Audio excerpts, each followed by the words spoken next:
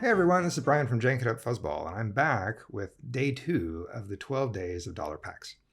Yesterday, we opened our first pack and we found a V1 thermal detonator. Not the sexiest card you can find in Way of the Force pack, but it's a nice upgrade and it's something I enjoy. It's janky enough where I enjoy playing it. Trying to resolve that special for 2 damage across the board is always a lot of fun. We have 11 more packs to work our way through, so let's get started. All right, oh, this is it. We have the Empire at War pack. As you remember, I bought these at Barnes & Noble for $1 a piece. I got 11 Way of the Force and 1 Empire War. I'm drawing them randomly, and here it is. My buddy Greg and I are actually in the midst of playing through our first box of Empire at War. I started playing Destiny I started playing Destiny after Legacies. So during that phase of Legacies and Way of the Force. So I really have not had a lot of experience playing with the black boxes, so to speak. So we've played through Spirit of the Rebellion, then we went to Awakenings, a little backwards, and now we're in Empire War. So I haven't cracked a lot of these, but let's see what we get. All right, so Empire at War, here we go. Let's open it up. What are we hoping for? Okay, this is great. I recognize the die. It is a card I don't have. It is Sienna Ree, Adept Pilot. She's a villain. 9 health, 8 points or 11 for elite. Her die reads 1 range plus 2 range, 1 disrupt, a resource, and a blank. And she's a character. Action, spend 2 resources to ready a vehicle. So as long as you have money, you can continue to ready a vehicle, which is awesome. She has been errated. They have changed her, so I believe you can only do that once per round. So as a power action, you can spend 2 resources and then you can ready a vehicle, but just once per round, as opposed to as an action, you could just do it continually. So that's something interesting. Well, this is awesome. I do not have this character in my collection, so I am already pretty excited about this Empire at War pack. Let's take a look at the uncommon. We have Drop Zone.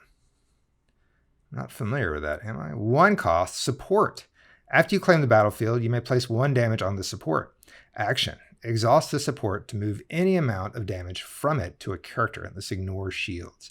I haven't played this card, but I know I was mentioning how Greg and I are playing through. Greg used this card quite effectively to me because it is annoying when you can start hitting damage from either out of hand or from anywhere else on the table besides dice.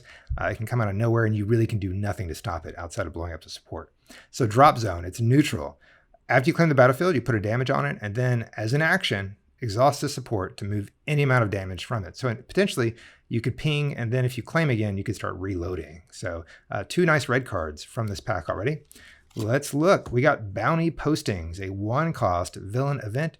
Draw cards equal to the number of characters an opponent has.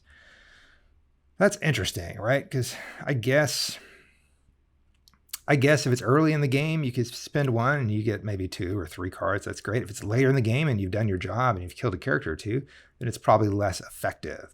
But it is interesting. I have not played much Infinite at all. So I'm always constantly thinking, seeing how Greg and I are now playing through some of these older boxes, how would this work in Infinite? So I think that's a really interesting card.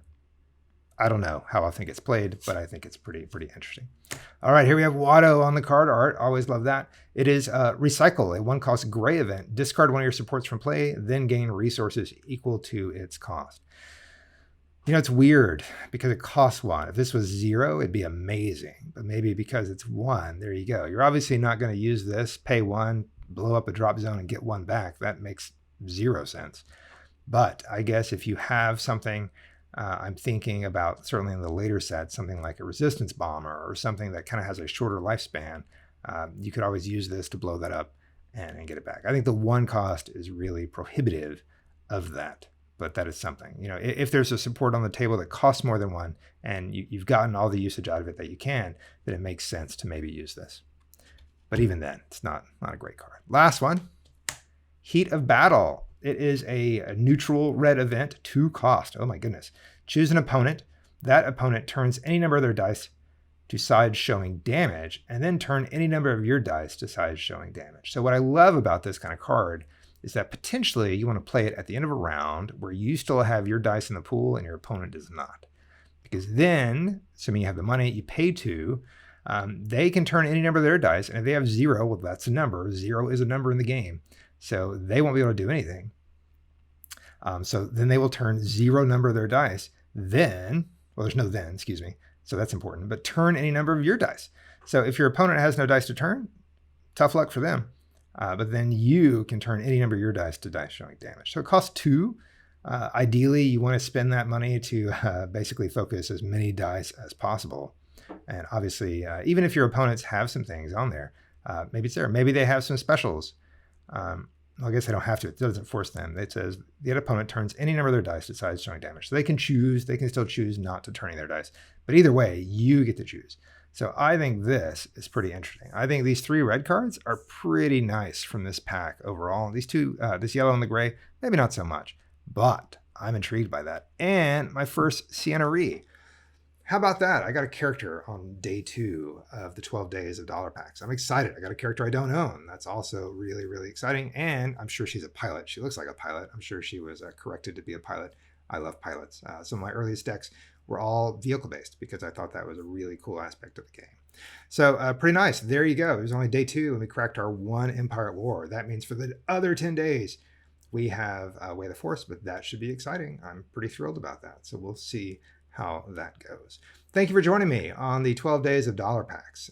If you have a comment or you have maybe you've already run out to your Barnes & Noble and bought some packs and you're cracking them, I would love to hear. Make a comment. Let me know what kind of things you found in the discount rack at a Barnes & Noble. That would be super exciting. Otherwise, stay tuned. We've got 10 more days of opening these dollar packs, and I hope you'll join me. Please consider liking and subscribing to Jank It Up Fuzzball here on YouTube, or you can visit me on jankitupfuzzball.com or on all the social media. I'm on Twitter and Facebook and Instagram. You can find me there at Jank It Up Fuzzball. All right, y'all have a great one, and we'll see you tomorrow.